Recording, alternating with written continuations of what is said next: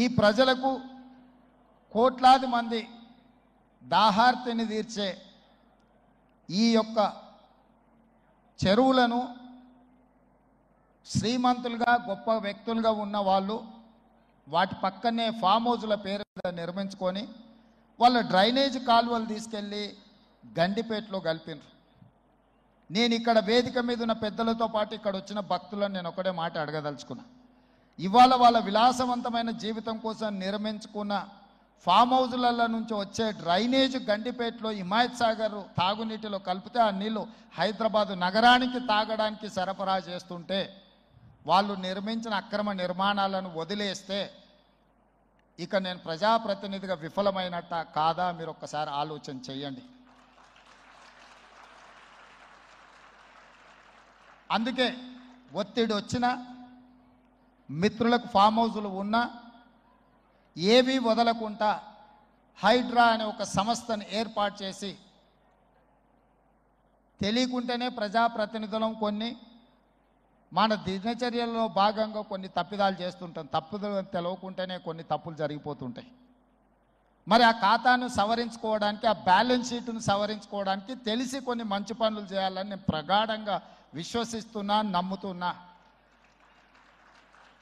ఆ తెలిసి చెయ్యాలనుకుంటున్న మంచి పనుల్లో భాగము ఈ చెరువులను చెరబట్టిన వాళ్ళ నుంచి విముక్తి కలిగించాలన్న ఏకైక లక్ష్యంతోనే ఈరోజు చెరువులను ఆక్రమించుకున్న వాళ్ళను ఎవరిని వదలకుండా ఉక్కు పాదంతో అణిచివేయాలన్న ఆలోచన, అందులో నిర్మాణాలను ఏ ఒత్తిడి వచ్చినా వెనక్కి తక్కకుండా తొలగించాలన్న ఆలోచనతోనే ఈరోజు ఈ చెరువులలో ఉన్న అక్రమ కట్టడాలను కూలగొడుతున్నాము.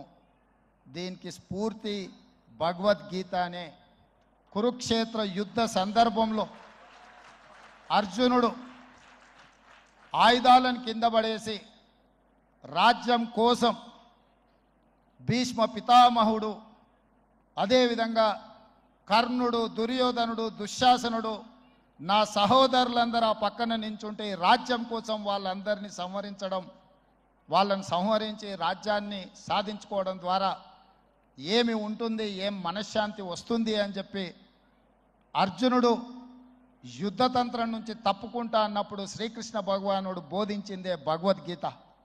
చంపేదెవరు, చంపించేదెవరు, లోక కళ్యాణం కోసం నీ బాధ్యతను నెరవేర్చాల్సిందే. ధర్మం బ్రతకాలి, అధర్మం ఓడాలి అంటే నువ్వు యుద్ధం చెయ్యాల్సిందే అనే యుద్ధ నీతిని ఆ రోజు అర్జునుడికి బోధించింది శ్రీకృష్ణ భగవానుడు. ఇవాళ ఆ శ్రీకృష్ణ భగవానుడి బోధనానుసారమే ఈరోజు ఈ చెరువులను కాపాడే కార్యక్రమాన్ని నేను తీసుకుంటున్నా. నాకు తెలుసు ఈ చెరువులలో నిర్మాణమైన విలాసవంతమైన ఫామ్ హౌజులు ప్రభుత్వాన్ని ప్రభావితం చేయగలిగిన స్థానాలలో ఉన్న చాలామంది వ్యక్తులు ఉన్నారు.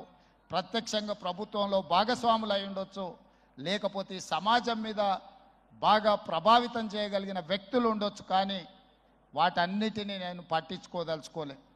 ఇది భవిష్యత్ తరాలకు, ఇది రాజకీయాలకు సంబంధం లేదు. నేను స్పష్టంగా చెప్పదలుచుకున్నా. రాజకీయాల కోసమో లేకపోతే రాజకీయ నాయకులను కొంతమందిని దృష్టిలో పెట్టుకొని చేపడుతున్న కార్యక్రమం కాదు ఇది. భవిష్యత్ తరాలకు, మన పిల్లలకు, వాళ్ళ పిల్లలకు వారసత్వంగా మనం అందించే సంపద ఈ సరస్సులు, ఈ నదులు, లేకపోతే ఈ రోజున్న ఈ చెరువులు. ఈ ప్రకృతి సంపదను మనం విధ్వంసం చేస్తే ప్రకృతి మన మీద కక్ష కడుతుంది. ప్రకృతి మన మీద ప్రకోపిస్తే మనం చెన్నైలో చూసినాం, అదేవిధంగా ఉత్తరాఖండ్లో చూసినాం, నిన్నగాక మొన్న వాయనాడు మనం కేరళలో చూసినాం. ఈరోజు ఇలాంటివన్నిటిని దృష్టిలో పెట్టుకున్నప్పుడు ఈ హైదరాబాదు నగరాన్ని రక్షించుకోవాల్సిన బాధ్యత మన అందరి మీద ఉన్నది. ఇది ఒక సుందరమైన నగరం. ఈ నగరానికి ఈ చెరువులే ఒక అందం. ఈ చెరువులను కాపాడే బాధ్యత ఈ ప్రభుత్వం తీసుకుంటుంది.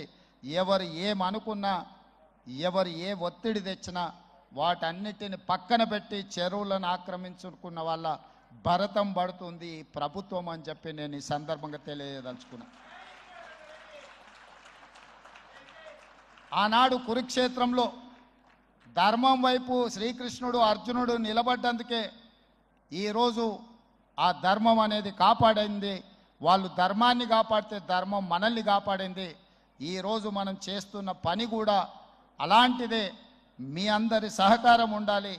అదేవిధంగా నిర్వాహకులకు ఈరోజు విద్యకు సంబంధించి లక్షలాది మంది అసలైన తొలి వెలుగు. ఫాలో వాట్సాప్ @తొలి వెలుగు official.